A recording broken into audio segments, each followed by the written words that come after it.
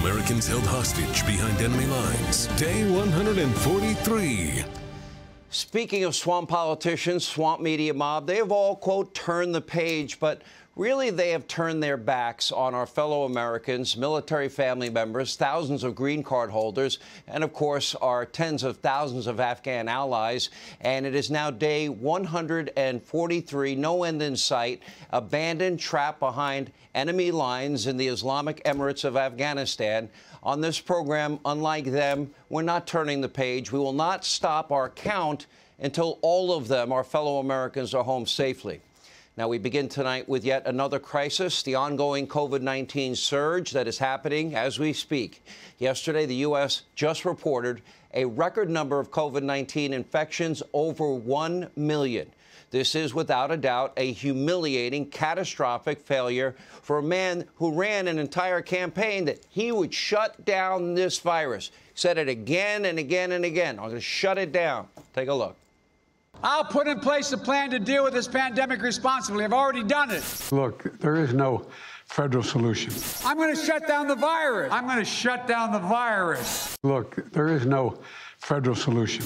I'm not going to shut down the country, but I'm going to shut down the virus. I'm going to shut down the virus. Look, there is no federal solution. I'm going to shut down the virus. I'm going to shut down the virus. Look, there is no federal solution. We will deal honestly with the American people, and we'll never, ever, ever quit. That's how we'll shut down this virus. Look, there is no federal solution. I'm going to shut down the virus. Look, there is no federal solution. There is no federal solution? Clearly, Biden's plan to shut down the virus was a farce. So today, the White House, once again, they trotted out the weak, frail, cognitively struggling Joe Biden to what is a very bizarre make-believe Oval Office set, complete with a miniature Oval Office desk, not the real one, and snow is magically falling in the digital windows. With a set like this, anyone, I guess, can pretend to be president. Take a look at my background. Even I can make pretend like Joey. Now, I'm not sure what's worse. Is it Joe with the fake snow, or is it maybe Kamala Harris and the image makeover attempt with child actors? You decide. Now, of course, the real Oval Office was only across the lawn, but Joe seems to prefer the fake Oval Office with the fake snowflakes. Now, if this were President Trump at a tiny desk in front of fake windows, can you just think and imagine for a moment the constant, never-ending mocking from the mob and the media? Of course, they have a different standard for Joe Biden. He was in the candidate protection program. Now it's the presidential protection program from the media mob. And today, well, in his fake Oval Office set, Joe Biden doubled down on his equally fake plan to stop the spread of COVID-19. He said, just get vaccinated and boosted and wear a mask, even if it doesn't actually stop the spread. Take a look. Those are fully vaccinated, especially those with the booster shots. And by the way, we have booster shots for the whole nation, okay? You can still get COVID, but it's highly unlikely, very unlikely that you'll become seriously ill.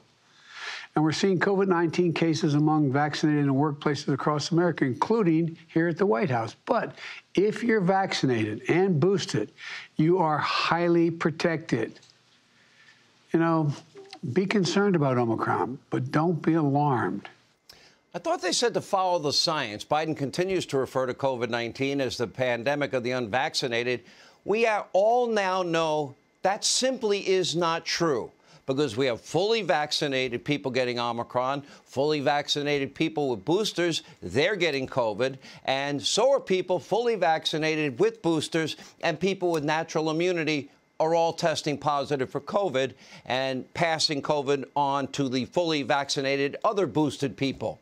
This is a big reason why testing is so important. Now the question is, where is Joe Biden? Where are the tests, Joe? Because a year ago, you vowed to make testing a top priority in your administration. You said it's a travesty that we don't have enough tests when Donald Trump was president. Now those tests for most Americans are nowhere to be found. But don't worry, because today Biden unveiled a solution. He told you to use Google. No federal solution. Use Google. Take a look. In the last 2 weeks, we've stood up federal testing sites all over the country. We're adding more each and every day. Google, quote, COVID test near me. Go there, Google, COVID test near me on Google to find the nearest site where you can get a test most often and free. Is it just me, or is his cognitive condition deteriorating before our eyes? We'll let you decide that, too. If you think his strategy on testing sounds stupid, you should check out his plan to keep your kids safe in school, because apparently Joe now wants plenty of social distancing on buses or something. Take a look. And for patients who still haven't gotten your kids vaccinated, please get them vaccinated. Look out for their interest here. It's the best way to protect them. And for parents with kids too young to be vaccinated, surround your kids with people who are vaccinated. Ventilation systems in the schools, social distancing in classrooms, even larger classrooms, on buses, and everything from bus drivers to buses, the actual bus. There's a lot of reason to be hopeful in 2020. But for God's sake, please take advantage of what's available. Please. You're going to save lives, maybe yours, maybe your child's. Can you make tests and monoclonals and antivirals available, Joe? By the way, did you catch any of that? So many reasons to be hopeful. Joe said in 2020. He said 2020.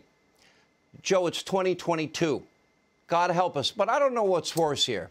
Is it A, that he doesn't know what Let's Go Brandon means? Is it B, that he had no clue his own administration was pushing for $450,000 payouts to illegal immigrants that had family separation issues while breaking our laws and not respecting our borders and sovereignty? Or C, is it that Joe doesn't know what year it is? We'll let you decide that, too.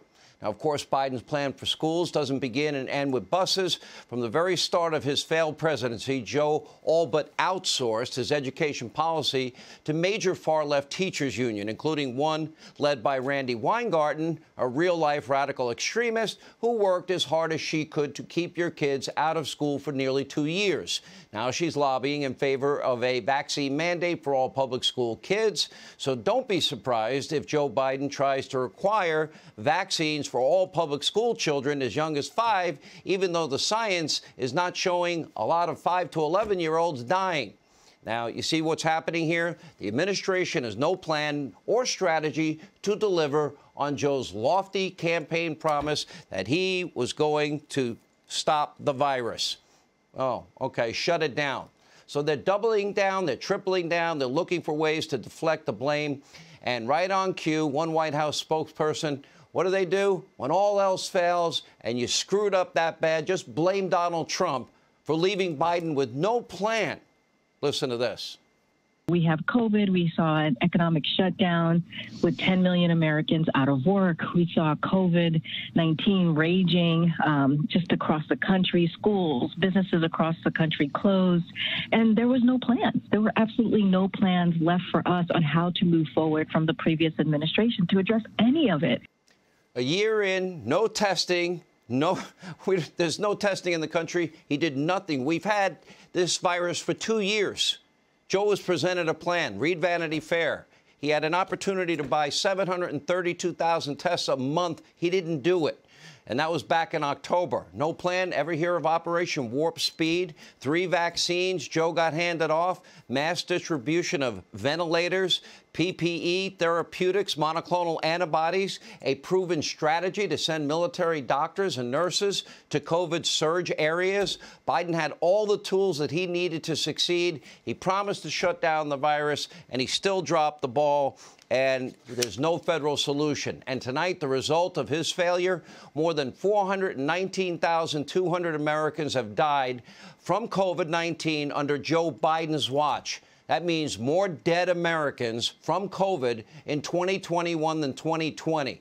But in October of 2020, Biden claimed, 220,000 Americans dead. If you hear nothing else I say tonight, hear this. Anyone who's responsible for that many deaths should not remain as president of the United States. So tonight, I call on Joe to take his own advice. There's a porch on a beach in a house somewhere in Delaware calling his name, and I would encourage him to answer that call. Hey, Sean Hannity here. Hey, click here to subscribe to Fox News YouTube page and catch our hottest interviews and most compelling analysis. You will not get it anywhere else.